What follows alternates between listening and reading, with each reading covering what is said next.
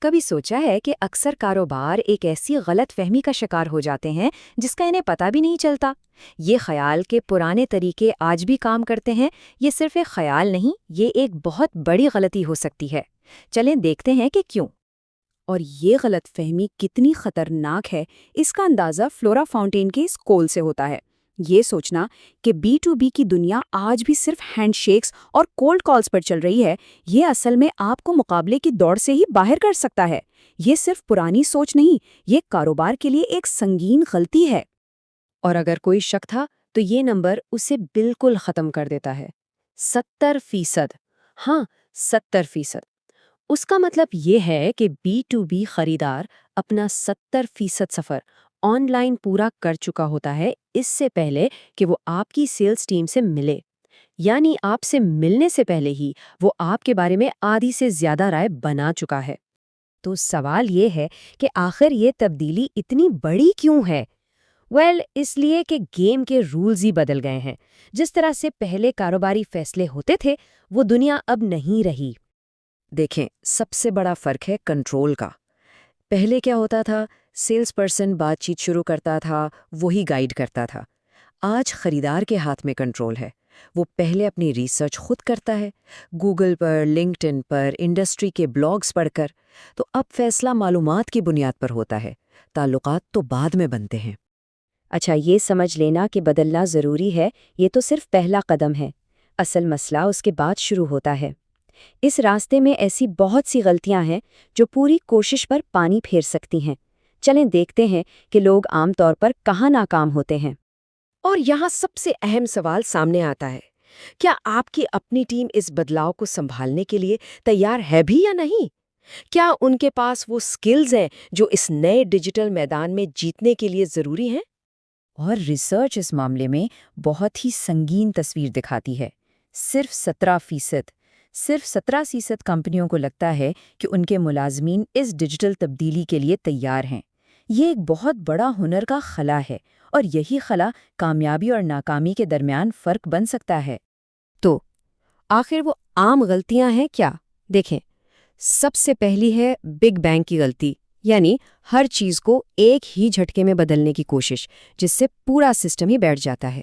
پھر ہے انتظار کرو اور دیکھو والا جال، یہ سوچنا کہ چلو دیکھتے ہیں، یہ رجحان شاید گزر جائے، لیکن اب یہ رجحان نہیں، حقیقت ہے۔ اور تیسری بڑی غلطی، اسے ایک پروجیکٹ سمجھنا۔ ڈیجیٹل تبدیلی کا کوئی اختتامی نقطہ نہیں ہوتا، یہ ایک مسلسل سفر ہے۔ ٹھیک ہے، کافی بات ہو گئی مسئلوں اور غلطیوں کی، اب ذرا حل کی طرف آتے ہیں۔ چلیں دیکھتے ہیں کہ جیت اصل میں دکھتی کیسی ہے، اور ان کمپنیوں کو دیکھتے ہیں جنہوں نے اس ڈیجیٹل دنیا میں کامیابی حاصل کی۔ سب سے پہلی مثال ہے دراز کی، پاکستان کے سب سے بڑے ای کامرس پلیٹ فارمز میں سے ایک۔ انہوں نے بہت جلدی سمجھ لیا تھا کہ ان کی ترقی کا راستہ صرف اور صرف ڈیجیٹل حکمت عملی سے ہی نکلے گا۔ تو ان کا منصوبہ 3 چیزوں پر کھڑا تھا۔ نمبر 1، SEO یعنی سرچ انجن آپٹیمائزیشن۔ اس کا مطلب کہ جب بھی کوئی کچھ تلاش کرے، دراز سب سے اوپر نظر آئے۔ نمبر 2، سوشل میڈیا پر ٹارگیٹڈ اشتہارات، تاکہ بالکل صحیح گاہک تک پہنچا جا سکے۔ اور نمبر 3، انفلوئنسرز کے ساتھ مل کر کام کرنا، تاکہ برانڈ پر لوگوں کا اعتماد بڑھے۔ اور نتیجہ زبردست۔ انہی حکمت عملیوں کی وجہ سے دراز کی ویب سائٹ ٹریفک 70% سے بھی زیادہ بڑھ گئی۔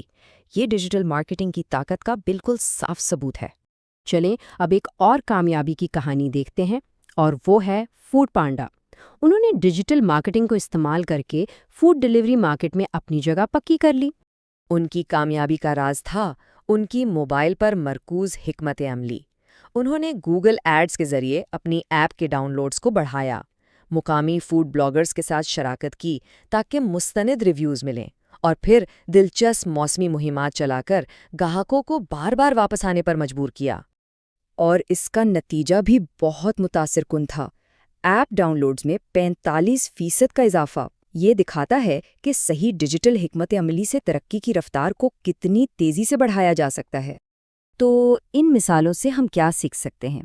اب ان مخصوص کیس اسٹڈی سے آگے بڑھتے ہیں اور ایک عمومی اسٹریٹجک ٹول کٹ پر نظر ڈالتے ہیں جو تحقیق کے مطابق سب سے زیادہ مؤثر ہے۔ یہ ڈیٹا بالکل صاف کہانی بتا رہا ہے۔ چھوٹے اور درمیانے کاروباروں کے لیے 41% کے ساتھ سوشل میڈیا سب سے بڑا ہتھیار ہے۔ اس کے بعد مارکیٹ پلیسز اور SEO آتے ہیں۔ تو اگر کوئی چھوٹا کاروبار چلا رہا ہے تو یہ وہ جگہ ہے جہاں اسے اپنی توانائی لگانی چاہیے۔ اب سوشل میڈیا سب سے آگے کیوں ہے؟ سادہ سی بات ہے، کیونکہ یہ کم خرچے میں زیادہ مصروفیت دیتا ہے۔ یہ صرف اشتہار چلانا نہیں ہے، بلکہ برانڈ اور گاہک کے بیچ ایک رشتہ بنانے کا ذریعہ ہے۔ اور ان دونوں کا مقصد بھی ایک ہی ہے، وہاں موجود رہنا جہاں آپ کے گاہک ہیں۔ SEO آپ کو تب سامنے لاتا ہے جب کوئی گوگل پر کچھ ڈھونڈ رہا ہو، اور مارکیٹ پلیسز آپ کو ایک بنی بنائی سیلز مشین کا حصہ بنا دیتی ہیں، جہاں لاجسٹکس یا ادائیگیوں کی فکر نہیں کرنی پڑتی۔ لیکن یہ ماننا بھی ضروری ہے کہ اس ڈیجیٹل سفر کا راستہ بالکل سیدھا اور آسان نہیں ہے۔ اس راستے میں بڑی بڑی رکاوٹیں اور چیلنجز آتے ہیں جن سے نمٹنا پڑتا ہے۔ تو رکاوٹیں ہیں کیا؟ دیکھیں، یہ اندر سے بھی آتی ہیں اور باہر سے بھی۔ اندرونی چیلنجز میں ٹیم کے پاس مہارت کی کمی اور انتظامیہ کا تبدیلی سے ڈرنا سب سے آگے ہے۔ بیرونی مسئلوں میں پیسوں کی کمی اور کمزور ٹیکنالوجی کا بنیادی ڈھانچہ راستہ روکتے ہیں، اور ان سب کے پیچھے ایک ہی ڈر چھپا ہوتا ہے کہ اس پر لگایا گیا پیسہ کہیں ضائع نہ ہو جائے۔ تو یہ سب جاننے کے بعد آخر میں سوال بس ایک ہی رہ جاتا ہے، کیا آپ کا کاروبار اس نئی ڈیجیٹل حقیقت کے ساتھ خود کو بدل رہا ہے، یا وہ ان میں شامل ہے جو پیچھے رہ گئے؟ انتخاب بالکل واضح ہے، اور عمل کرنے کا وقت ابھی ہے۔